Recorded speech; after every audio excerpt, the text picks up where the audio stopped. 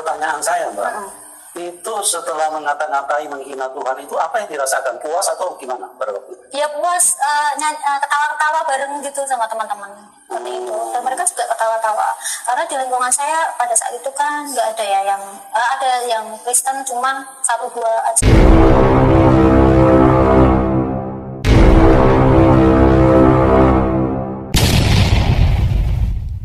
Kan video berikut. Jangan lupa like, share, subscribe. Metanoia Channel. Saya Muslim ya. Iya. Orang tua saya dari papa saya itu Islam fanatik. Iya. Kalau ibu saya sebenarnya lebih ke Jawa. Dari kecil saya diajarkan untuk mengaji. Iya. Jadi sekolah sore harus ngaji. Dari saya TK ngaji sampai kelas 4 SD itu saya sudah khatam. Dari angkatan sekolah ngaji di situ saya nomor pertama yang sudah khatam pada saat itu. Termasuk cepat ya, masih kelas 4 Iya, SD sudah karena dulu khatam. saya SD terkenal pandai ya di sekolah dan di ngaji. Iya. Dan saya rajin untuk sholat 5 waktu. Tetapi di luar ngaji, di luar sekolah, saat bermain seperti itu, teman-teman tuh yang Muslim gitu ya. Kalau kadang melihat Tuhan Yesus tuh dengan cara yang ngata-ngatain yang aneh-aneh gitu loh. Menghina lah. Menghina ya. Intinya Misalnya seperti apa? misalnya sempak kantok dan itu dalam arti kok pakai CD aja gitu. Pakai celana dalam kok gitu ya. Sekali sih kata-kata anak kecil pada saat itu untuk menghina Tuhan Yesus. Gak tahu dari mana, siapa yang ngajarin juga gak tahu. Saya ikut-ikutan aja karena kan saya kan juga belum mengerti, belum mengenal Tuhan. Dari saya lahir sudah di agama ya Muslim seperti itu. Pertanyaan saya, Mbak, itu setelah mengata-ngatai, menghina Tuhan itu apa yang dirasakan? Puas atau gimana pada waktu itu? Ya puas, ketawa-ketawa bareng gitu sama teman-teman seperti itu. Dan mereka juga ketawa-tawa karena di lingkungan saya pada saat itu kan nggak ada ya yang ada yang Kristen cuma 1-2 aja. Jadi semua bebas untuk menghina, ngata-ngatain, merendahkan gitu. Ya. Tapi tidak ada yang cerita ini menista agama. Tidak ada. Iya. Banyak kata-kata terus lagu-lagu dan lain yang menghina. Saya sudah lupa ya, intinya yang tadi saya ceritakan cuma pakai CD doang gitu disembah dan lain-lain gitu lah, banyak sekali kata-kata hina. Nah, saya mau tanya Mbak Wulan. Mbak Wulan kan rajin sholat. Apa dasarnya? Kenapa? Memang itu wajib diperintahkan, kalau dijalani apa manfaatnya, kalau tidak dijalani apa Ya, kalau di akibatnya? Muslim itu kewajiban ya, sholat 5 waktu kewajiban. Kalau nggak dilakukan, ada ajaran yang meninggalkan satu sholat aja di sana hukumannya bisa bertahun-tahun di neraka. Satu kali sholat nggak dilakukan. Jadi saya ibadah itu juga seperti takut aja masuk neraka gitu. Jadi dan guru ngaji saya juga sering masih tahu orang tua juga suruh sholat. Ya, Orang tua disuruh sholat juga.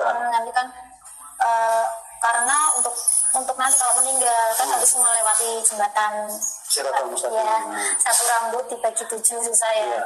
Karena harus rajin sholat 5 waktu. Kalau doa-doanya sebenarnya bagus untuk mengajarkan doa-doa seperti itu.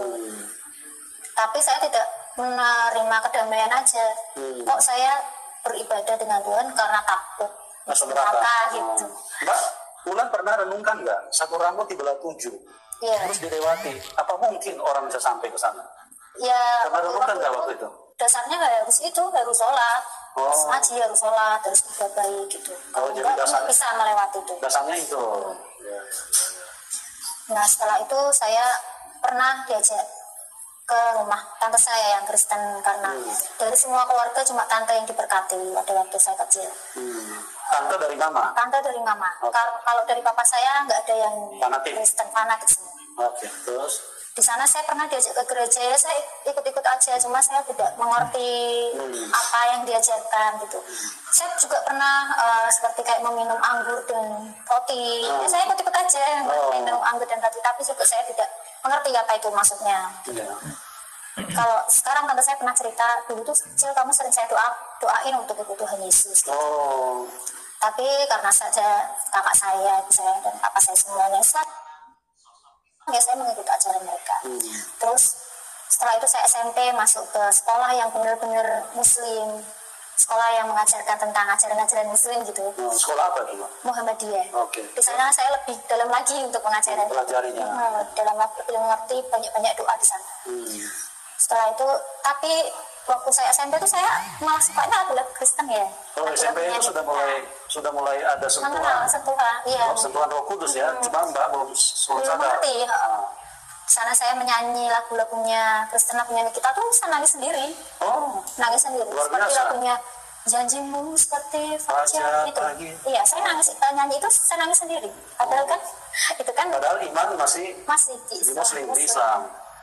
Luar biasa teman-teman, itulah kuasa Tuhan Yesus. Ya, Tuhan berkata di dalam firman-Nya, Dia bertakhta di atas pujian. Oleh sebab itu kalau kita nyanyi, kuasa Tuhan itu turun di dalam hidup kita. Banyak orang tidak mengerti. Orang bilang orang Kristen itu apa itu kan? Nyanyi. Ini orang tidak mengerti tentang Tuhan. Nyanyi itu memuji. Tuhan itu paling senang dipuji, ya. Tuhan itu paling senang disembah, dipuji, disembah, diagungkan, ya.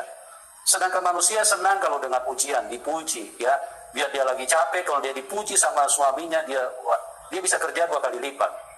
Begitu juga suami, biar dia lagi capek, kalau dia dipuji anaknya, dia dipuji istrinya, itu luar biasa. Nah, kenapa orang Kristen sedang memuji? Karena itu kebenaran. Karena Anda tidak tahu kebenaran, makanya Anda menghina-hina. Apa itu orang Kristen nyanyi-nyanyi? Itu karena otaknya error, tidak mengerti kebenaran. Oke Mbak, lanjutkan Mbak. Terus bagaimana jalan ceritanya? Setelah itu sudah, saya kan walaupun saya dalam keluarga Muslim, cuman kebetulan papa mama saya nggak yang sholat 5 waktu. Gitu. Oh, papa mama nggak? Nggak, yang terkenal lebih pinter ngaji dan lebih itu tuh saya sih sebenarnya. Yang dipandang, dipandang oleh keluarga dari papa saya itu sebenarnya saya. Yang dipuji-puji, anak ini loh yang Wulan ini loh yang pinter ngaji. Sangat religius ya, sangat agamawi ya. Terus? Untuk papa mama saya itu sebenarnya enggak. Karena saya juga sudah broken home, SMP, SMA sudah broken home, saya tidak merasakan kasih dari bapak saya. Saya kerja gitu kan. Saya sempat kenakalan remaja juga sih. Saya pergi dari rumah karena saya nggak merasakan kasih dari orang tua apa. Tapi saya pernah sampai waktu itu saya masih Muslim, saya nangis itu kan di masjid, di sana lama gitu. Tapi anehnya saya malah dipertemukan dengan calon suami saya ini. Setelah nggak lama saya berdoa gitu. Sorry Mbak, kegiatan dulu di masjid apa saja yang Mbak lakukan dulu? Waktu saya kecil, saya pernah lomba banyak ya, lomba untuk kaligrafi, nulis Arab. Ya saya menang juga. Saya pernah baca Al-Quran di masjid. Baca Al-Quran? Di masjid. Terus? Pakai speaker gitu kan pada saat Maulid Nabi.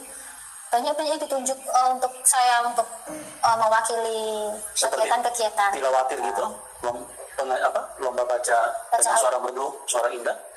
Untuk suara indah sih enggak, cuman disuruh untuk baca saja. Melantunkan. Oke. Nah, bagaimana pemahaman Mbak Wulan terhadap kekristenan waktu itu? Apa yang diajarkan di doktrin sama Mbak Wulan?